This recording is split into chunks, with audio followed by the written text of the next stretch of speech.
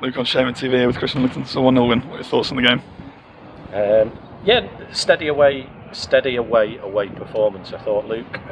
We probably should have done better with our chances in the first half. We had obviously the goal, which I was really pleased with, built from Sam, worked through the thirds, worked it into their box, took a couple of bites at it, but managed to score. Then we've had 2 or 3 good chances after that that would have put the game to bed really, and probably should have done. The opportunities we've managed to work that we'd planned and worked on yesterday around where we were going to nick the ball out, we were going to counter attack and regain.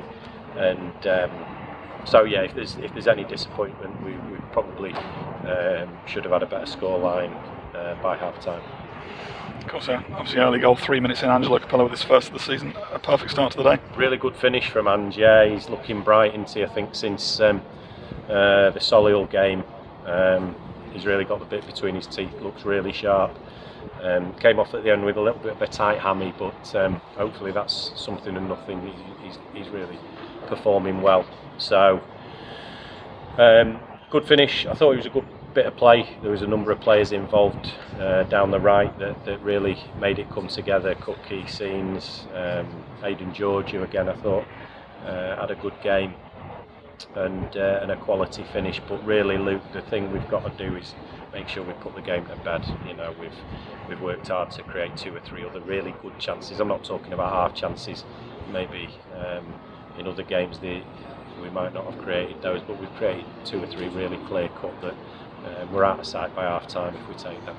Yeah, as you're saying, that could and probably should have been a little bit more at half time, but defensively as well, never really threatened that much. I don't think Sam had much of a save to make. No, I don't think there was a shot on goal, on target rather, in the first half for Sam to deal with. But you know, there were moments we looked a little bit shaky. We made a couple of mistakes in midfield, and then with the best intentions, really trying to put those mistakes right, gave away soft fouls, which, you know, these are a good team, and I know they're not in the greatest of moments, but you look at the team sheet 1 to 18, and they're some really, really talented footballers.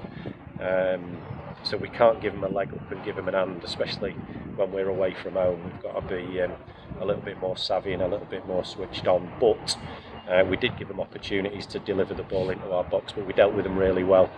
I thought the defence were fantastic. I thought the midfield too really worked their socks off, and on both wings lads were pressing well and then tracking the full-backs all the way in. So it was a really good team effort, and other than the last sort of 10 minutes where it got a little bit hairy, I thought it was a decent away performance. Yeah, you mentioned obviously last 10 minutes or so, Ebbsfleet throwing everything at it.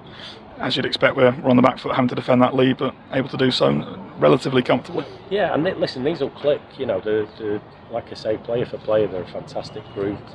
And it won't be long before they click and start putting some results together. So to see it out when they were, you know, at the free flowing best, I was really pleased with, and in some respects that's almost as pleasing as the other 80 minutes, because we're a young group and sometimes we've got to learn to see out games and grind the result out towards the end, which is what we did, and it'll be great learning for the lads who were involved, and it can really galvanise the group, so it's very positive.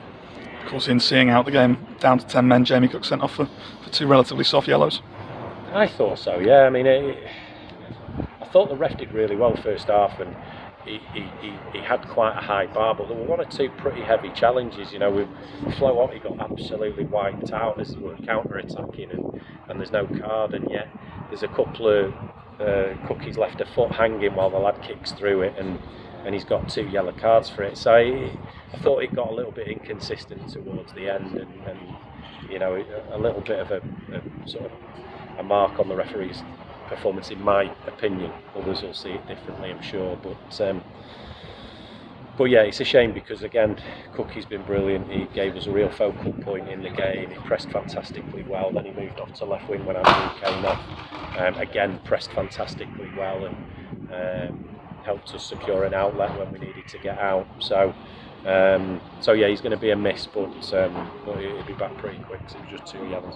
Of course, easing that burden, Billy Waters re-signing for the Sherman on loan.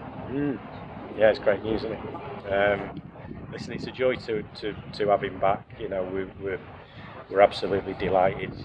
Firstly, we want good players. You know, that's crucial. We need good footballers. But almost over and above that is the character of Billy. You know, he brings so much in that sense as well. He brings a good level of experience. He can help some of the young lads accelerate their learning and their development. He'll definitely be a great character around the place, training and on match days, and then most importantly, hopefully he'll stick a few goals away for us. Because if he were here today, maybe we would have been out of sight by half time. But listen, we're just delighted to have him back, even albeit for a relatively short time initially. We just hope he can get around it and contribute. Of course, going the other way though, we lost Kane Thompson-Somers to MK Dons yesterday.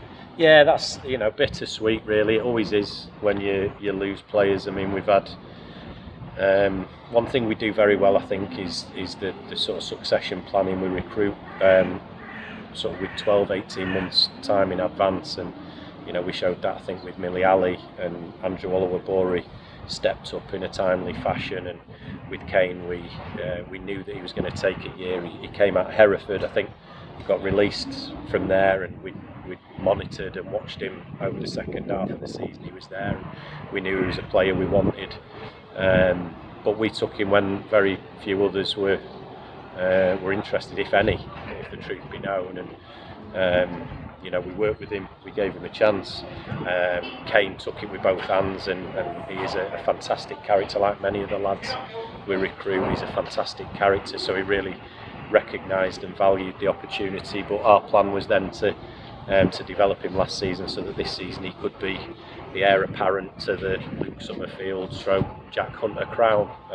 Losing those two, we hoped we expected to have Kane around it, ready to be the new leader in the centre of midfield. So from a football perspective, it's a bit of a blow. It's a little bit earlier because, again, we've recruited with the future in advance. We've got successors to Kane already in the squad, but maybe they're not quite, that we've not quite had the time to prepare them as fully. So there might be a bit more pressure on them now to step up and start to take that opportunity a bit better. But the question you asked me was about Kane, and just delighted for him.